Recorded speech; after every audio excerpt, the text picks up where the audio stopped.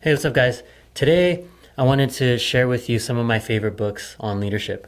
Now, the books here, some of them will be about coaching, but these recommendations are really for anyone there who's trying to build their leadership chops and really trying to incorporate coaching into your team and really just want to understand the foundations of building a strong and high-performing team. And that's what I focus on in my practice. That's what a lot of people come to me for. And these books have helped me out a ton. Granted, I got some of these from my time at Netflix, but some of them even after. I'm an avid reader. I try to read a ton. I'm going to do another video on books specifically for coaching, and then I'll go back into my archives. I even have books from my days at Zappos. So remember, these books are focused on how you can build your team up or build the leadership skills so you can be the leader that you're born to be. So I'm going to do individual reviews of these books, but this is just kind of the overview of what books I enjoy and what I kind of get out of them. All right, let's get into it.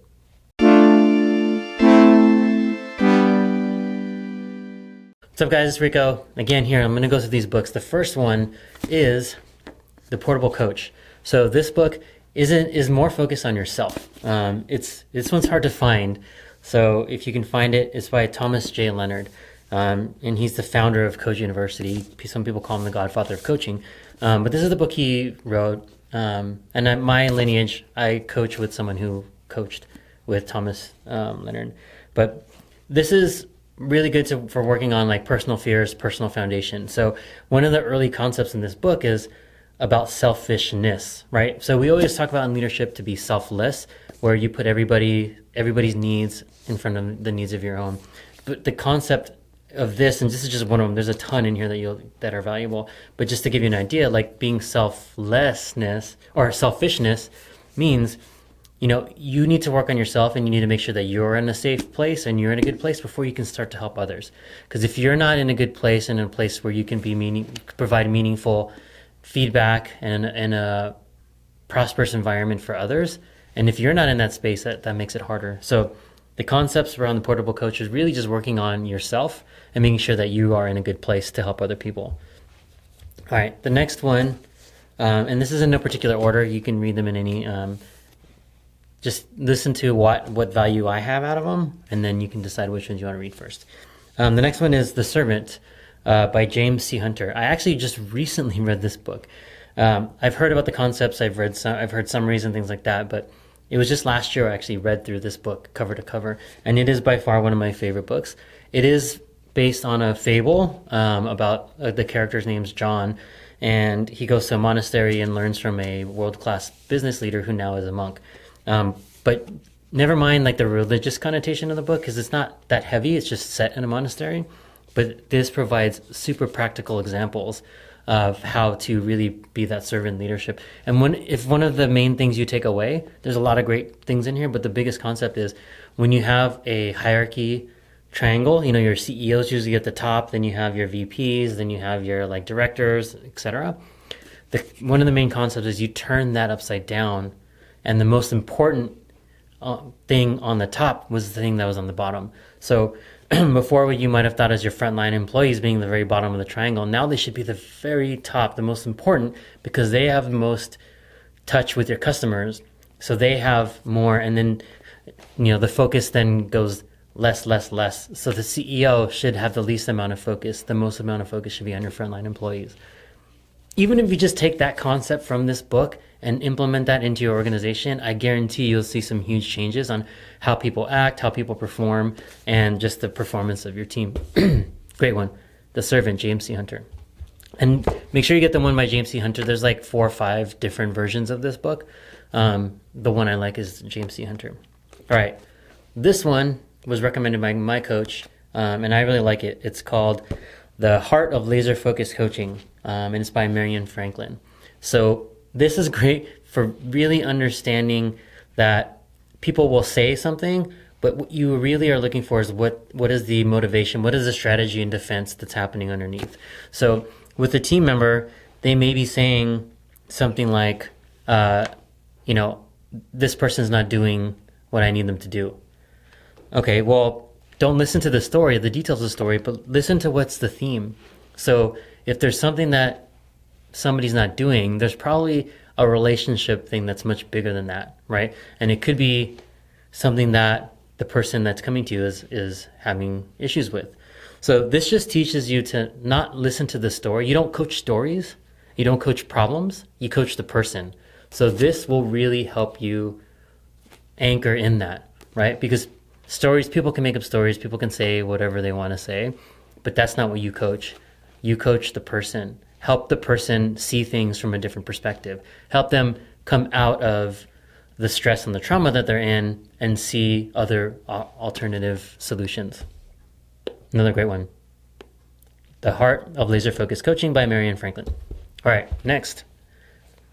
The Coaching Habit by Michael Bungay-Stainer. I do recommend this one quite a bit, actually, to some of the people in my leadership and coaching program. It gives you 7 simple questions to ask that really challenge the person you're talking with to really better define and even come up with their own solutions. So my true belief is that everybody is creative, whole, and resourceful. So if I believe that everybody is creative, whole, and resourceful, I know that all the answers are within them. So if I just continue to focus on asking questions, then they can come up usually with the better answer and better solution than I can. And I don't have all the context. So if without having all the context, I can't give a great answer. And I'm also not a consultant on their life. So asking these questions are super helpful. So an example is you can ask, well, what makes this a problem for you, right? So they say, oh, I need a new logo or something. Well, what makes that a problem for you? And then they'll say, oh, because people don't recognize my brand. Okay, what makes that a problem for you, right? That's a question. Another question that Michael Bungay-Stainer uses, what's the real challenge here, right? So if you can keep, and don't continue to ask and ask and ask and ask, but these questions help provide discovery moments. And they're much better than asking why. If I ask somebody why, it automatically puts them into defense mode, right? If I say, why? And you're just like, whoa. Usually it's like asking what and how questions are more effective. Instead of saying why, and you can say, what is the outcome you were expecting, right? Or what do you want to have happen? If that is a much better way and a less offensive way to ask the same question, why? Get it to the same answer. So another great one, The Coaching Habit, Michael Bungay-Stainer. Hopefully I'm saying his name right. This is another one I really, really love. It's called Multipliers by Liz Wiseman. I did a few videos on this in the past. I think I'm going to redo them just because I really love this book. So this book is really, if you really want to know how to do more with less, this is the book you want to pick up. There's strategies in here on how you can multiply your team and how you really can get each person to do their best work.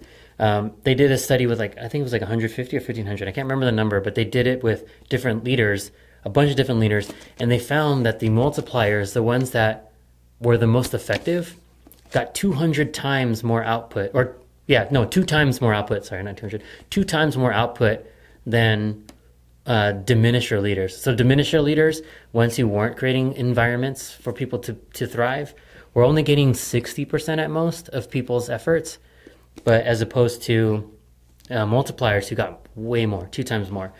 And there's another concept in here that I really resonated with. It's called accidental diminishers, where you have good intentions as a good leader. An example is the rescuer. You have good intentions to help your team, but you're actually creating dependencies and you're actually diminishing your team. So for me, the rescuer concept is if your team's struggling, you go in and you help them or you do it for them. And I used to think I was being a good leader because I didn't want to see them struggle. But what I was actually doing was I was enabling bad behavior and not giving them the ability to find their own solutions, stretch their creative thinking, things like that. So that is those are great concepts that come out of this book, Multipliers by Liz Wiseman. All right, the next 2 are by Patrick Lencioni. And these are also great books. The first one I would say to recommend is 5 Dysfunctions of a Team. Now, this one was probably the first of his book I read, and it is foundational for leaders.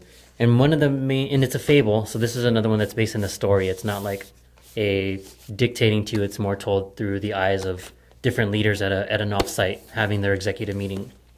But what I really like about this book is it teaches you the concept of team one, right? So when you think of your team one, who do you think is the most important team that you should be spending your most time with and thinking about the most?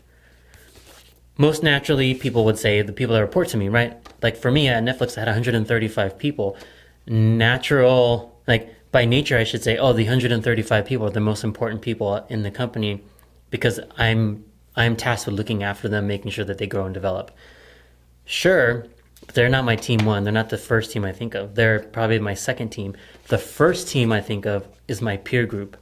So for me, being in creative production, it was our enhanced content director, it was a program management director, globalization, operations. Like those were the other directors that I needed to be in lockstep with, because if any of our priorities collided or had conflict, then now we're splitting the organization.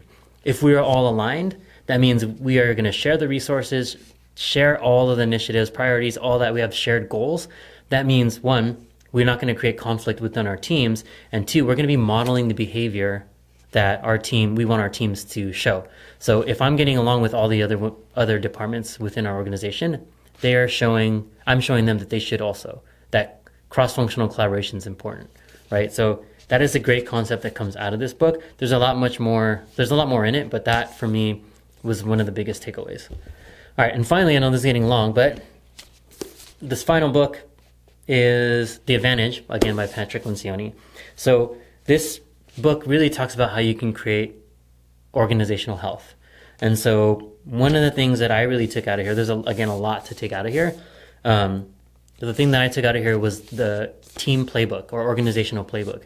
So it's essentially how you create your mission, your vision, your values, your goals, how you plan for the next quarter, the next year, however you want to do it. So it helps you create a framework to create that playbook for your team. And so that everybody is completely aligned, you don't have any doubts, and you're communicating everything super clearly. So it's another great one by Patrick Lencioni. So these are just even the foundational books. I think if you're a leader starting your journey, or even if you're a seasoned leader that's trying to add more tools to your tool belt, these are really great ones. So I'll link to these books in the description below, but you should definitely check them out. So Portable Coach, The Servant, The Heart of Laser Focused Coaching, The Coaching Habit, Multipliers, 5 Dysfunctions of a Team, and The Advantage. All right, if you haven't already, don't forget to like and subscribe. It helps other leaders find our community, help them start their journey, and join us as we spread heart-centered leadership throughout.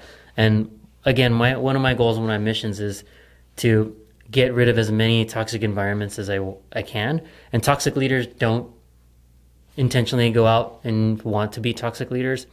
They just haven't been trained. They don't have the skills, the knowledge, or the investment by those around them to be the leaders that they were born to be. So if you like this video, again, like, subscribe, and thank you for joining me. Take care. I will see you next time.